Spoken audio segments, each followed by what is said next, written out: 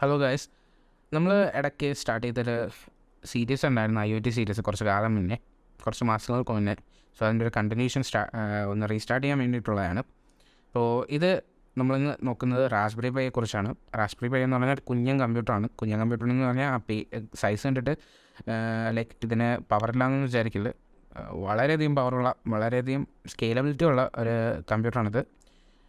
ഇതൊരു ഡെവലപ്മെൻറ്റ് കിറ്റും കൂടെയാണ് commonly use ചെയ്ത് വരുന്നത്. ഇത് റാസ്ബെറി പൈ എന്ന് പറഞ്ഞാൽ ഈ ലോഗോ കാണും എന്ന് കണ്ടുമായിരുന്നു. സോ ഈ ലോഗോ എന്ന് പറഞ്ഞാൽ റാസ്ബെറി പൈ ഫൗണ്ടേഷനെ റെപ്രസെൻ്റ് ചെയ്യുന്നത്. റാസ്ബെറി പൈ ഫൗണ്ടേഷൻ 2012 ആ ടൈമിൽ ഡെവലപ്പ് ചെയ്ത് സ്റ്റാർട്ട് ചെയ്തൊരു കമ്പ്യൂട്ടറാണ് റാസ്ബെറി പൈ. ഇതിൻ്റെ പ്രധാന പ്രത്യേകത ഇതിനെ എത്ര ലെവലിൽ വേണമെങ്കിലും നമുക്ക് കൊണ്ടുപോകാം. സ്കൈ ഈസ് ദ ലിമിറ്റ് എന്ന് പറയാം. ലൈക്ക് നിങ്ങൾക്ക് ഈ ടെക്നിക്കലി ക്രിയേറ്റിവിറ്റി ഉണ്ടെങ്കിൽ നിങ്ങൾക്ക് ഏത് ലെവലിൽ വരെ ഇതിനെ വേണമെങ്കിൽ കൊണ്ടുപോകാം. പലതരം പ്രോജക്ട്സ് ചെയ്യാൻ പറ്റും. മെഷീൻ ലേണിംഗ് പ്രോജക്ട്സ് ഉൾപ്പെടെ ഈ ലൈക്ക് ഓപ്പൺ സീ ഉപയോഗിച്ചിട്ടുള്ള ഫേസ് ഡിറ്റക്ഷൻ അങ്ങനത്തെ ഉള്ള എല്ലാ പ്രോജക്ട്സും ഇതിൽ ചെയ്യാൻ പറ്റും. അതുമുതൽ തന്നെ സ്കൂൾ പ്രോജക്റ്റ് മുതൽ സെർവേഴ്സ് വരെ നിങ്ങൾക്ക് ഇതിൽ സെറ്റ് ചെയ്ത് വയ്ക്കാൻ പറ്റും. ഓക്കെ, അങ്ങനത്തെ ഹൈ എൻഡ് കാര്യങ്ങൾ നമുക്ക് പിന്നെ പറയാം. അതിന് മുന്നേ ഇതിൻ്റെ ബേസിക്കായിട്ട് നമുക്ക് പറയാം. സാധാ PCയെ പോലെ തന്നെ ഇതിനൊരു പവറിനുണ്ട്. ഇവിടെ ഒരു USB-C പവറിനുണ്ട്. പിന്നെ 2 micro-HDMI പോർട്ട്സ് ഉണ്ട്. micro-HDMI നിങ്ങൾക്ക് ഇവിടെ 2 micro-HDMI ഉണ്ട്. അത് 4K 60p വരെ ഔട്ട്പുട്ട് കൊടുക്കും. ഡുവൽ മോണിറ്ററാണ്, സപ്പോർട്ടുണ്ട്. അതായത് ഒരു മോണിറ്ററിൽ ഉപയോഗിക്കാൻ നിങ്ങൾക്ക് 2 മോണിറ്ററായിട്ട് ഉപയോഗിക്കാം. ഡുവൽ മോണിറ്റർ ഔട്ട്പുട്ട് കിട്ടുന്നുണ്ട്.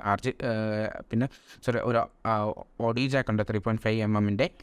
പിന്നെ ഒരു പെയർ ഓഫ് USB 3.0 ഉണ്ട്, ഒരു USB 3.0 ഉണ്ട്, ഒരു പെയർ ഓഫ് USB 2.0 ഉണ്ട്, പിന്നെ ഒരു RJ45 ഉണ്ട്, Gigabit Ethernet ഉള്ള. ആൻഡ് നിങ്ങൾ ഇങ്ങോട്ട് വന്നു കഴിഞ്ഞാൽ ഇവിടെ അതിൻ്റെ CPU കാണാം. ഇത് raspberry pi foundation mainly Broadcom എന്നൊരു കമ്പനിയായിട്ട്, ബ്രോഡ്കോം എന്നൊരു സെമി കണ്ടക്ടർ മാനുഫാക്ചറിങ് കമ്പനിയായിട്ട് സ്പെസിഫിക് ആയിട്ട് പറഞ്ഞു കഴിഞ്ഞാൽ അവരുമായിട്ട് ടൈപ്പിലാണിത് ബിൽഡ് ചെയ്യുന്നത്. ഇപ്പോൾ അവരുടെ തന്നെ ചിപ്പാണ് ഇതിലുള്ളത്. ഇത് ഏകദേശം 2GB RAM വേരിയൻറ്റിലാണ്. പിന്നെ ഇതിൻ്റെ സ്പെസിഫിക്കേഷൻസ് ഡീറ്റെയിൽ ആയിട്ട് പറയുമ്പോൾ മുന്നേ നമുക്ക് ഇതിൻ്റെ കുറച്ച് കാര്യങ്ങൾ മനസ്സിലാക്കാം.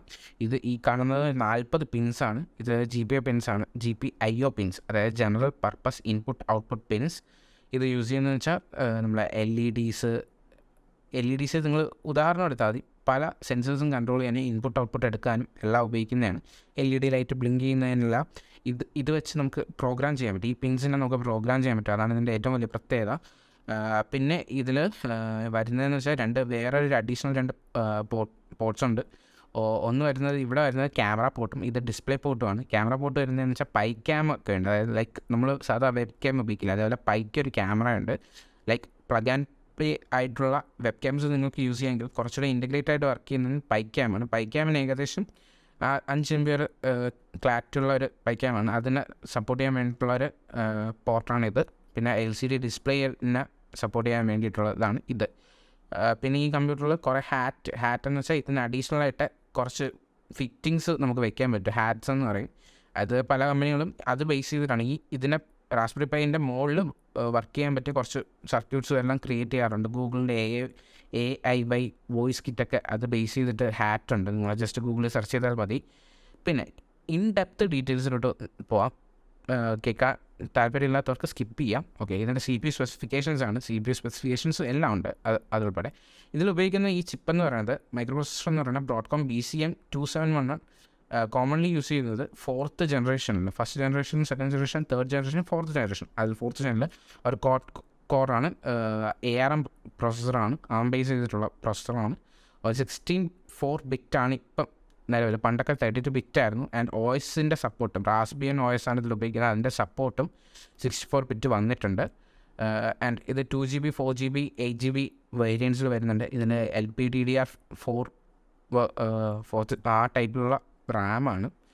കുറച്ച് ടൈം പറഞ്ഞു കഴിഞ്ഞാൽ മാക്കിലൊക്കെ യൂസ് ചെയ്യുന്ന ഇതിൻ്റെ പഴയ ജനറേഷൻ എന്ന് പറയുന്നത് മാക്കിലൊക്കെ LPDDR5 I guess ആണ് ഉപയോഗിക്കുന്നതെന്ന് വിശ്വസിക്കുന്നത്. കാര്യം ഇപ്പോഴത്തെ പുതിയ ലാപ്ടോപ്സിൻ്റെ സൈസ് കുറയ്ക്കാൻ വേണ്ടി LPDDR ടൈപ്പിലുള്ള റാംസാണ്. സാധാരണ DDR4 ഒക്കെ തന്നെ നമ്മുടെ ഡെസ്ക്ടോപ്പ് ലാപ്ടോപ്സിലൊക്കെ ഉപയോഗിച്ചിരുന്നത്. സോ കുറച്ച് ടൈം ഫാസ്റ്റായിട്ടുള്ള ഡിജിറ്റലായിട്ടുള്ള ഫ്ലാഷ് ടൈപ്പായിട്ടുള്ള റാമാണ് ഇപ്പോൾ ഉപയോഗിക്കുന്നത്. പിന്നെ ഉള്ളത് ഇതിൽ ഇൻബിൽട്ടായിട്ട് വൈഫൈയും ബ്ലൂടൂത്തും വരുന്നുണ്ട്. വൈഫൈ എന്ന് പറഞ്ഞാൽ ഡുവൽ ബാൻഡ് സപ്പോർട്ടാണ്.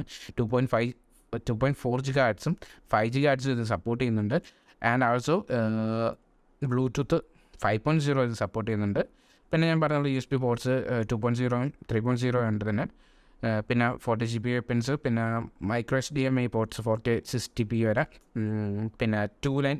ഇതിനെ ഈ പിൻസിനെ പറയുന്നതെന്ന് വെച്ചാൽ MIPI DSI ഡിസ്പ്ലേ പോർട്ടും, ഇത് CSI ആയിട്ടുള്ള camera port, DSI display port. പിന്നെ മൈക്ക് വരെ ഇൻപുട്ട് കൊടുക്കുന്ന 4 പോൾ ആയിട്ടുള്ള 3.5mm ഓഡിയോ ജാക്കാണ്, ഓഡിയോ ജാക്ക്. പിന്നെ ഇതിൽ പലതരം കോഡക്സ് സപ്പോർട്ട് ചെയ്യും നോർമലി ഉള്ള. പിന്നെ ഹൈലി അഡ്വാൻസ്ഡ് ആയിട്ടുള്ള വീഡിയോ കോഡക്സ് ആണ്. ഹൈലി അഡ്വാൻസ്ഡ് ആയിട്ടുള്ളത് സപ്പോർട്ട് ചെയ്യില്ല. 4K വരെയുള്ള H.265 നമ്മൾ നല്ല ഡെപ്തുള്ള അതുവരെ സപ്പോർട്ട് ചെയ്യും. ഇതിൽ സാധാ കമ്പ്യൂട്ടർ പോലെ തന്നെയാണ്. ഇതൊക്കെയാണ് ഇതിൻ്റെ ഗ്രാഫിക്സ് വരുന്നത്. OpenGL ES 3.0 ഗ്രാഫിക്സാണ് ഇതിന് വരുന്നത്. സോ ഇതൊക്കെയാണ് അതിൻ്റെ കുറച്ച് സ്പെസിഫിക്കേഷൻ ഇൻഡെപ്തായിട്ട് പറഞ്ഞു കഴിഞ്ഞാൽ. പിന്നെ ഇത് ചെയ്യാൻ പറ്റിയ ചെറിയ പ്രോജക്ട്സുമായിട്ട് നമുക്ക് നമുക്ക് വരുന്നതായിരിക്കും. നമ്മൾ ലൈക്ക് ചെറിയ പ്രോജക്ട്സിന് LED ബ്ലിങ്കിങ് ചെറിയ പ്രോജക്ട്സിന് സ്റ്റാർട്ട് ചെയ്ത് വലിയ പ്രോജക്ട്സിലോട്ട് നമുക്ക് നോക്കാം. എന്നെ കൊണ്ട് അറിയാവുന്ന അത്രയും ടൈപ്പിലുള്ള പ്രോജക്ട്സ് നമുക്ക് വീഡിയോ ആയിട്ടുള്ള നമ്മൾ അപ്ലോഡ് ചെയ്യുന്നതായിരിക്കും. പിന്നെ പറയാൻ വിട്ടുപോയ ഒരു മെയിൻ കാര്യം എന്ന് വെച്ചാൽ ഇതിൻ്റെ സ്പേസ് എങ്ങനെയാണെന്ന്. ഇതിനൊരു മെമ്മറി കാർഡാണ് ഇതിനൊരു സ്പേസ് ആയിട്ട് യൂസ് ചെയ്യുന്നത്. ലൈക്ക് ഇതിൻ്റെ ഹാർഡ് ഡിസ്കായിട്ട് വർക്ക് ചെയ്യുന്നത്. ഞാനൊരു മെമ്മറി കാർഡ് കാണിച്ചത് ലൈക്ക് ഒരു സാംസങ്ങിൻ്റെ ഒരു മെമ്മറി കാർഡ് ഞാൻ യൂസ് ചെയ്യുന്നത് ഒരു 64 GB ആണ് ഇവിടെ ഞാൻ യൂസ് ചെയ്യുന്നത്. നിങ്ങൾ 16 GB എന്നെങ്കിലും സ്റ്റാർട്ട് ചെയ്യാൻ നോക്കുക. 8 GB പണ്ടൊക്കെ ഉപയോഗിക്കായിരുന്നു. ഇപ്പോൾ 16 GB സ്റ്റാർട്ട് ചെയ്യുന്നതായിരിക്കും നല്ലത്. കാര്യം ഇപ്പോഴത്തെ OS 64 ബിറ്റ് ഒക്കെ ആയിട്ട് നല്ല പ്രോസസ്സിങ്ങുള്ള ഉണ്ട്. അപ്പോൾ സോ നിങ്ങൾ കഴിവതും 16 GB സ്റ്റിക്ക് ഓൺ ചെയ്യുക. അതിന് എബോയിലോട്ട് പോവുക.